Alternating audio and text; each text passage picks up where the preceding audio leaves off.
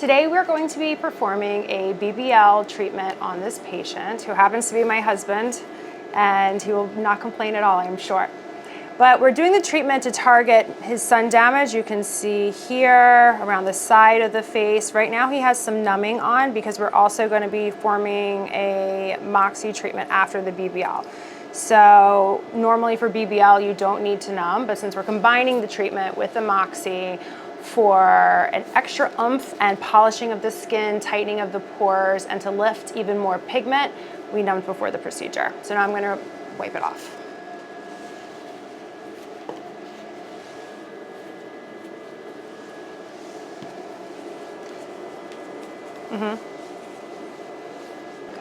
Next, we're going to be applying some ultrasound gel. Ooh, that feels good.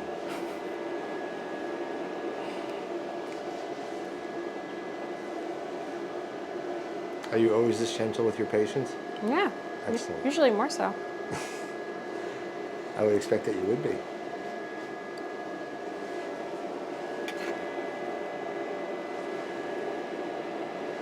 So obviously he has a beard, so we're not going to be doing the treatment down into the hairline. Even if the patient's beard has been shaved, you still, for a man, would not be treating the entire face unless the patient is entirely confident that he never wants to grow a beard again, because this will reduce the amount of hair that grows. How do you decide what kind of settings to use for your patients? The settings are dependent, number one, on the Fitzpatrick of the skin, meaning the skin tone, how dark the skin is. So that's where we first start. We ask a patient what color, or look at the patient and see what color eyes do they have. We ask them how dark they get in the summertime. Do they tan or do they burn? And those answers help us decide our first settings. And then from there, we go over and we look for the problems in the skin and we adjust the settings that way. Is it rosacea? Is it facial vessels? Cherry angiomas, pigmented lesions, light pigment, dark pigment? All those settings change depending on what we see happening with the skin and how the skin is responding to the treatment. I'm going to apply eye shields to the patient. So now I'm just relegated to this patient A. Sorry to tell you. I'll make sure I tell our girls that when I get home. They can start calling me patient. So we're going to attach a filter for his skin tone. For the warm-up pass, we're going to use a 560. Then I'm going to apply the crystal. You have to apply a little bit of ultrasound gel inside the crystal for the light to pass through.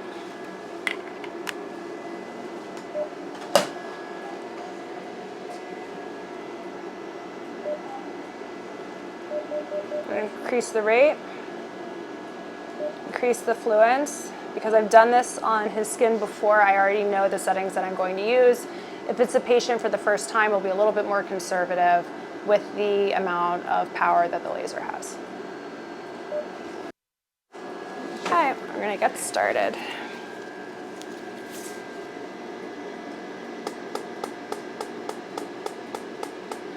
It's a very comfortable procedure.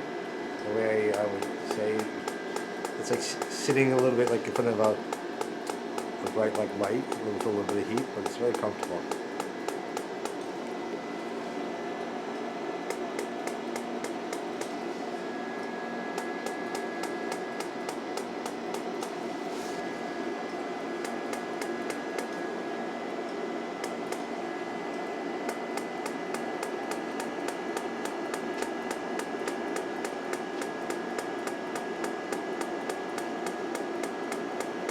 Okay, we're gonna go up to the forehead.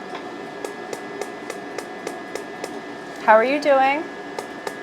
Great. You know, it's a relatively comfortable procedure. It just feels a little warm. You know, I will be seeing patients later today, and I'll be practicing and seeing patients tomorrow, so it really is not There's much not of a downtime or post-operative care that needs to be undertaken. In a few days, all the little sun damage spots which I have, which are diminished tremendously since you started treating me before, will just flake off. Yeah, you can already see even from that short amount of time with the laser, how the side of his face and through here, all the spots are getting darker. I'll have to take your word for it because I totally cannot see. Yes. But we'll talk later tonight if it's not the truth that you're saying. Okay. Going in for vascular settings for the redness that's on his cheeks.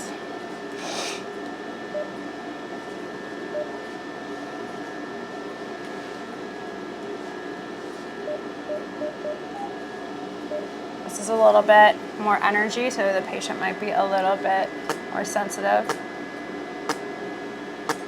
How many treatments do you normally recommend and how far do you space them out? For corrective treatments for sun damage, I do 3 about a month apart. For acne, it's best to come in once a week, a series of 5.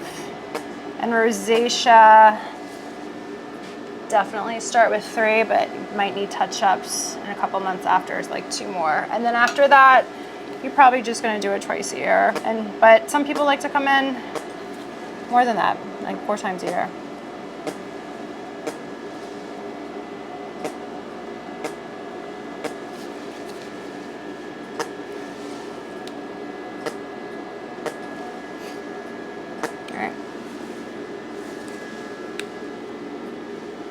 Finish with the rosacea pass. We're going to go back and correct his pigment.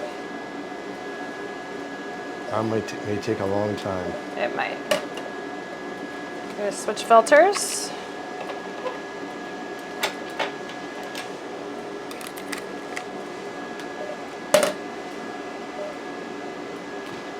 What made you pick this BBL versus any of the other companies that make IPLs?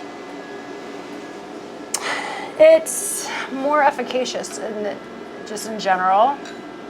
Works. It's a more powerful laser. It has more safety controls built in it.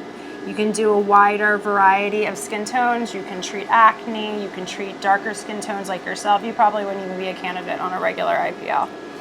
And I saw, or I imagine that you're changing the filters in the BBL. And the other IPLs, do they have the same kind of technology as that? They have like 2 filters. They don't have the same amount. They don't have all the wavelengths. So you can customize this treatment for each individual patient's needs? Absolutely. And then how their skin is reacting too.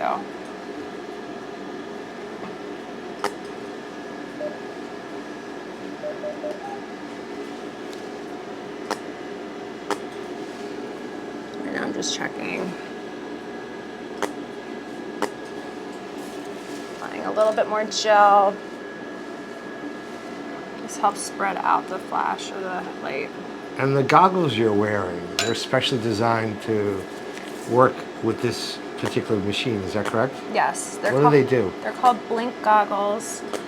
And when the laser flashes, they have basically like a darkness that comes at the exact same time to protect my eyes, but then allow me to see more clearly in between. So it's like in between when you're not shocking, is it as if you took off your goggles and looked directly at the skin to see any of the abnormalities? Yes.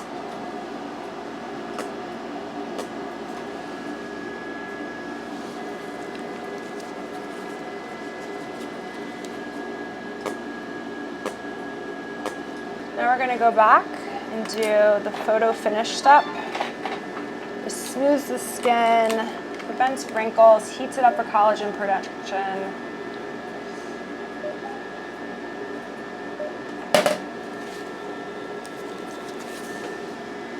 Protects against aging. And I'll spend an extra bit of time on the areas where I see fine lines to help them disappear.